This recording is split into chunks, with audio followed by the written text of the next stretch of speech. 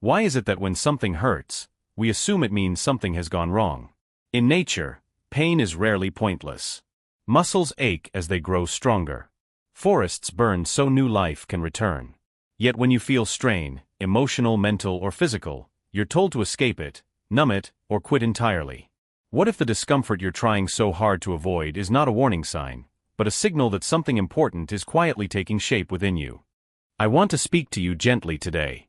Not as someone standing above you, and not as someone urging you to run faster, but as someone sitting beside you, noticing what you may have been too tired to notice yourself.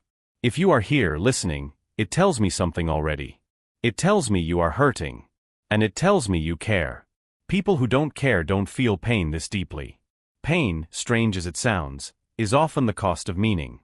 We live in a world that treats pain like an error message, as though it shouldn't exist. As though the moment something becomes uncomfortable, we've taken a wrong turn.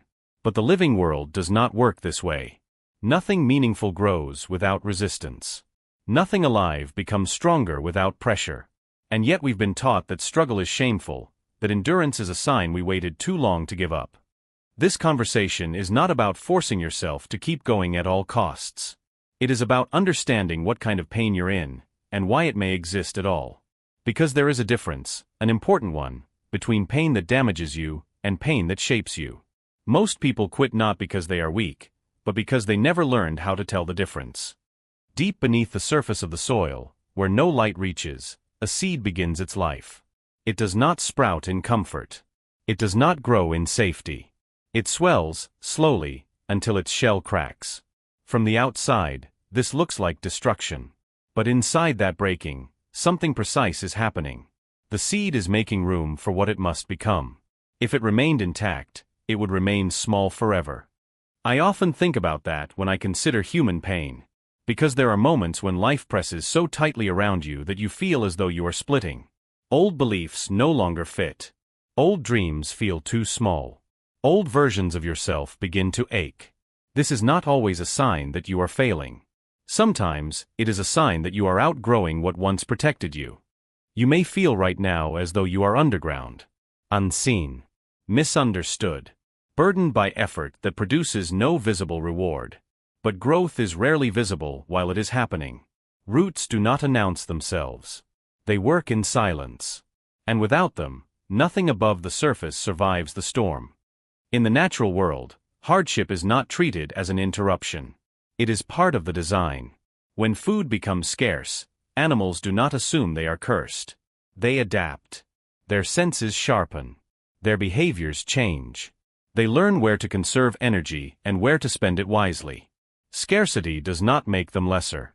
It makes them more capable of surviving what comes next. Human pain works much the same way, though we rarely speak of it this way. The discomfort you feel may be teaching you boundaries. It may be stripping away illusions. It may be training your attention, your patience, your humility. None of these lessons feel kind while they are being learned. But they are necessary if you are to carry something meaningful later. Let me ask you something quietly. What kind of pain are you experiencing right now? Is it the pain of exhaustion? Of disappointment? Of grief? Or is it the pain of becoming aware that the life you are living no longer fits the person you are becoming? Sit with that question for a moment. You don't need to answer it perfectly. You only need to notice it honestly. We are often told that if something were meant for us, it would feel easy. But this is not how nature operates. The most important migrations are the most dangerous. The most meaningful transformations are the most uncomfortable. Ease is not a reliable measure of alignment. Sometimes, difficulty is the very evidence that what you are doing matters. There is a moment in the life of a caterpillar when it dissolves almost completely inside its cocoon. If you were to look at it then, you would not see progress. You would see chaos. Yet that disintegration is not the end. It is the reorganization required for something entirely new to emerge. Transformation often looks like loss before it looks like gain. This is why quitting can feel so tempting at precisely the wrong moment. Because the middle of change is disorienting. Old structures fall away before new ones are ready to hold you.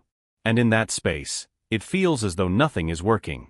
But that does not mean nothing is happening. Pain becomes dangerous only when we misunderstand it. When we believe it is proof that we are broken, rather than information about what needs to change. When we numb it without listening, or flee it without understanding, pain that is ignored tends to repeat itself. Pain that is understood often completes its work and releases us. There is a great difference between rest and quitting. Rest is listening. Quitting is silencing. Rest says, I will pause so I can continue wisely. Quitting says, I no longer believe this has meaning. Only you can decide which one your body and spirit are asking for. But many people mistake exhaustion for failure, when it is simply a request for care. If you feel stuck, it may not be because you've gone the wrong way. It may be because the lesson you are in the middle of has not finished teaching you yet. Nature repeats what is not learned. Not to punish, but to preserve life. So what can you do practically, when the pain feels heavy and the purpose feels unclear? Begin by naming it. Vague pain overwhelms us. Specific pain teaches us. Is it fear of disappointment? Is it the ache of unmet expectations? Is it the strain of carrying something alone for too long? When you name it, you give yourself something to work with. Next, ask a different question. Instead of asking, how do I make this stop? Try asking, what is this preparing me for? That question shifts you from victim to participant. It doesn't remove the pain, but it gives it direction. Then, shorten your view of time. Pain becomes unbearable when we imagine it stretching on forever. But nature works in moments. Seasons change one day at a time. Ask yourself not whether you can endure this forever, but whether you can endure today. Often, the answer is yes. And that yes is enough. Feel your body. Feel your breath. Feel the simple fact that you are still here. Still capable of noticing. Still capable of choosing. That alone means the process is not over. As we come to the end of this time together, I want you to hear this clearly. You are not broken because you are hurting. You are not weak because this is hard. You are not failing because you have not arrived yet. You are in the middle of something meaningful. You are not broken, you are becoming. You are not lost, you are learning. You are not weak for feeling pain. And if it hurts, it may be because something within you refuses to remain small. If these words brought you a sense of clarity or quiet strength, you are welcome to stay. You may share your thoughts, or simply carry this perspective with you into the next moment of your day. Sometimes, understanding is the relief we were searching for all along. Don't forget to subscribe for more.